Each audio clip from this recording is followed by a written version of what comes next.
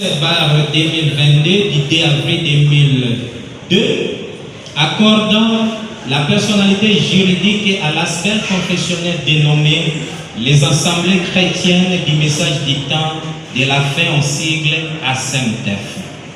Cet arrêté est le seul, l'unique et le véritable document qui établit l'existence juridique et légale de notre association.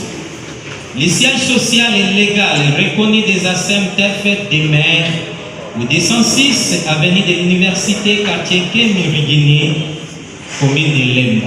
C'est là où nous en sommes en train de tenir cette conférence. 2.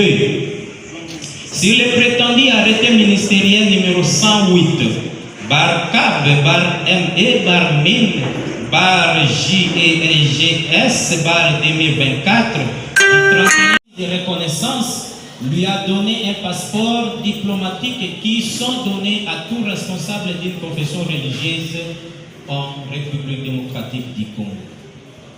Pour ce qui est de fausses allégations concernant le pasteur Carlos Baruti Kalala, il vous souviendra que lors de la conférence de presse tenue illégalement lundi, le 5 mai 2025, en dehors du siège social légal et illégal des ASEMTEF par des personnes sans qualité ni mandat, des affirmations mensongères ont été diffusées selon lesquelles le pasteur Carlos Baruti Kalala n'est pas membre des ASEMTEF.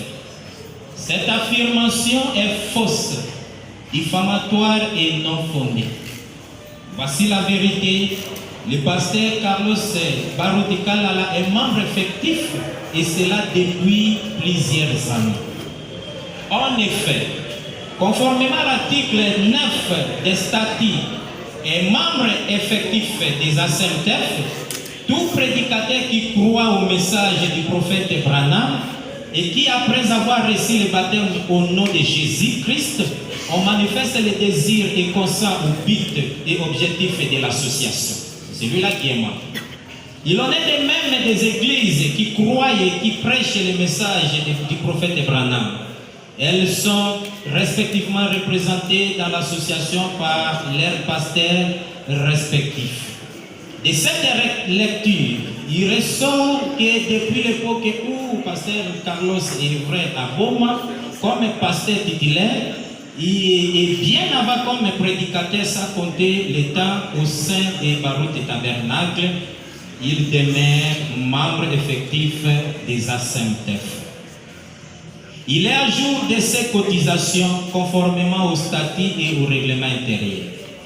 Les raisonnements utilisés par les auteurs de ces accusations les contredit eux-mêmes.